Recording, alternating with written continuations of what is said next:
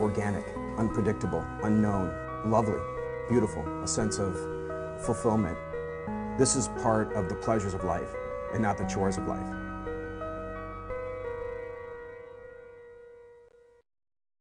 Coming up on Daily Iowan TV, hear what Michelle Bachmann had to say when she visited Eastern Iowa Monday. Plus, find out which UI Student Services program came out on top in a national survey. And in sports, the Hawkeye baseball team went into extras on Sunday. Find out if they came out on top ahead. That's all coming your way next. Daily Iowan TV starts now.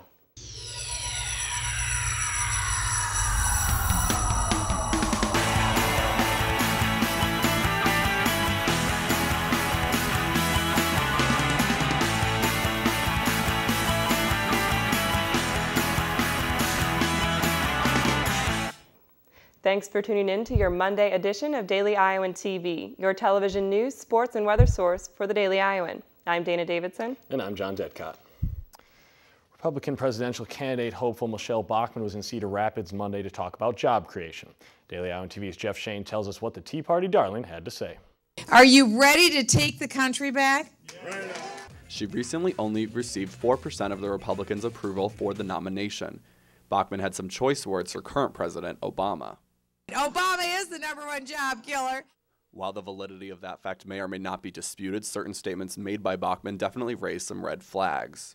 As you have seen with President Obama's approval ratings, they are about as low as any president in modern times, and they aren't at the basement yet. Although other reports might disagree, they say that every president since John F. Kennedy has seen ratings lower than President Obama's current 39%. Speaking in front of a crowd of about 50 to 55 supporters, Michelle Bachmann made it clear that the country's biggest problem right now is Obamacare, and that's something she plans on taking care of as soon as she is elected into office. I think that I've got the complete skill set to do this job. I think I'm uniquely qualified and uniquely situated because I've been in D.C. for 5 years fighting these fights. I know where the traps are. Those traps being things like pro-choice and marriage equality. Bachmann made it clear that she does not support either of those ideas. We need a candidate who's going to stand for life, who's going to stand for marriage, and who's going to stand for the family as the basis and the bedrock of this nation. By the end of her 25-minute-long speech, Bachmann made one final plea with voters. Don't settle this time. Don't let the media choose your candidate. You choose your candidate. We'll see if the public takes this sentiment to heart and if Bachmann can bounce back come election time. The next stop on her tour is an event tonight in Des Moines. Jeff Shane, Daily Iowan TV. And Iowa will certainly see some other big political faces in the coming months. Ron Paul is scheduled to go on a tour around the state tomorrow, and Rick Perry will be in Tiffin on October 7th. The trial for 19-year-old Charles Thompson continued with police testimonies today as to how authorities handled key evidence during the investigation. Thompson is charged with killing Iowa City landlord John Versip in 2009. Monday, the defense argued that investigators failed to properly check the crime scene for trace amounts of blood and other evidence. The maintenance worker for the building where Versip was killed testified saying he saw Thompson enter and leave the building several times during the day of the crime. That goes against Thompson's previous statement that he was at home playing video games throughout the day. And fears that the nation's disaster relief funds might have run out may have been averted Monday thanks to progress in key budget debates. FEMA, the agency responsible for allocating millions of dollars to the UI's flood relief efforts, was expected to use up the last of its estimated $114 million on Tuesday. Now, new estimates push that back to Thursday or Friday, which is the last day of the current budget year. Regardless of the outcome, it's not likely that UI projects would suffer as that money had already been allocated in the current budget. An 18-year-old man was arrested before midnight on Saturday after attacking police officer that was attempting to detain his friend. Paul DeShetler of West Des Moines was charged with assaulting a police officer after he kicked and punched a uniformed officer that was detaining his friend for fighting. DeShetler later admitted that he attacked the officer because he was trying to get him off of his friend. The officer did experience some pain in his upper thigh, but the extent of his injury is not reported. With the threat of a nationwide nursing shortage looming, the UI Hospitals and Clinics says it needs more faculty to meet the demand. Nationally, there's expected to be a 20% shortage in nurses by 2020. The problem is they don't have enough faculty to train new ones. The state of Iowa had to put over 1,000 nursing school applicants on waiting lists, and nationally over 60,000 applicants were turned down. Experts say that older nurses still working will be more likely to retire when the economy improves, meaning that an economic upturn would actually worsen the crisis. For more on this story, be sure to check out Tuesday's edition of the Daily Iowan. Still to come on Daily Iowan TV, we take a look at a very special UI program. And in sports, a big offensive show at Kinnick Stadium this weekend, but find out what defensive player is getting some recognition. But first, Daily Iowan TV's Allie Holkamp joins us in the studio for a look at your local weather forecast. Allie? Thanks, guys. It looks like we've got another great couple of days ahead. Your morning walk to class might be a little chilly with temperatures around 53 degrees. It should warm up a little by lunchtime, though, with a midday high of 64. In the evening, it will cool down again with temperatures right around 56 degrees. In the extended forecast, Wednesday and Thursday should be the warmest days of the week, with highs in the low 70s. We will see cloudy skies towards the end of the week, but Friday should be nice and sunny. This clear sky should carry on throughout the weekend. We're looking at temps in the low to mid 60s Friday and Saturday before warming back up to 70 by next Monday. That's your check on the weather. Back to you at the desk. Thanks, Allie. Search teams are still looking for the body of a UI junior who was presumed dead after falling from a ledge while hiking in India on Thursday. 20-year-old Thomas Plotkin was on a hike with the National Outdoor Leadership School when he stumbled and fell roughly 100 yards down a rocky cliff face. The search from the air has been called off, but teams are still searching for Plotkin in the Ganges River. So far, they have recovered only his jacket and his headlamp. Be sure to read tomorrow's Daily Iowan for more on this story, including interviews with Plotkin's family.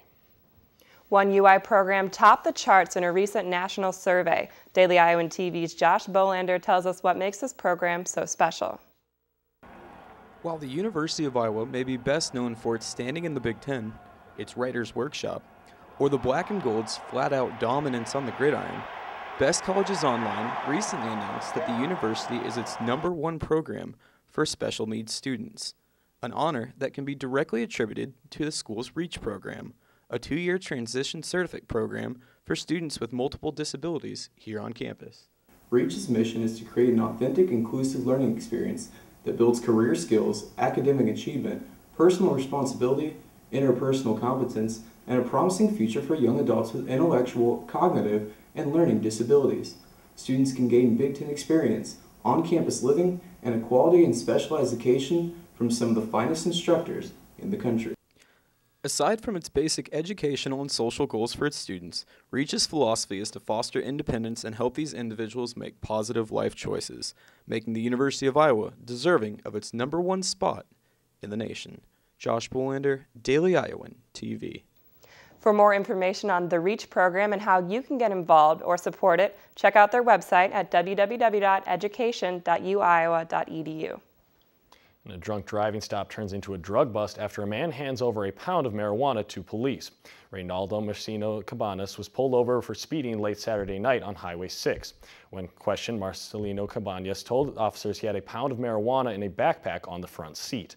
He was charged with possession with intent to distribute, but not before submitting to a breathalyzer test in which he blew a .146, nearly .7 over the legal limit, which was enough to earn him his 3rd OWI violation.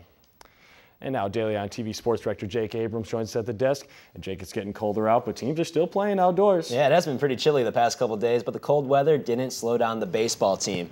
A 14-inning game worked in favor of the Iowa baseball team on Sunday. A 2-run 13th inning tied the exhibition game with Nebraska-Omaha and got some new faces time on Dwayne Banks Field. It's all part of fall ball for the Hawks, which Daily Iowan TV Sports Chelsea Byrne tells us is a major part of any spring success. Finishing 9-15 in the Big Ten last season wasn't what Coach Jack Dahm had in mind for his Iowa baseball program. It wasn't where they wanted to be, and it is their goal to change that come spring. But those changes have to start somewhere, and right now couldn't be a more perfect time. It's fall ball season, a chance for the Hawks to see what works before the real tests come.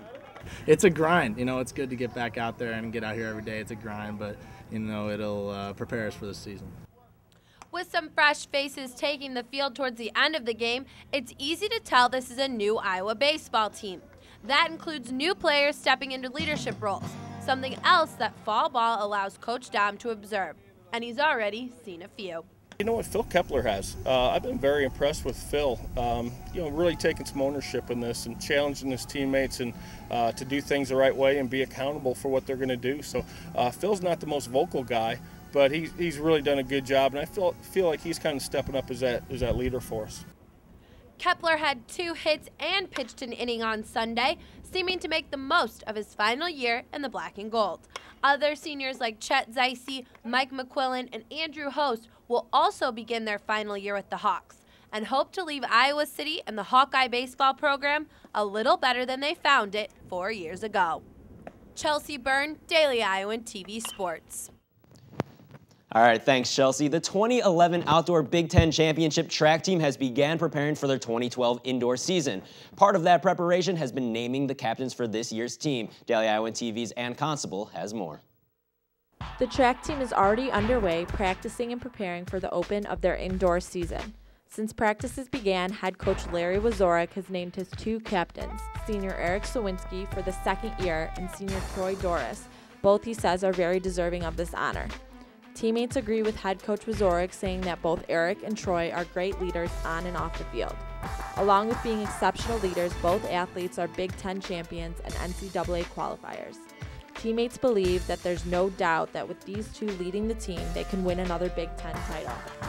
Annie Constable, Daily Iowan TV.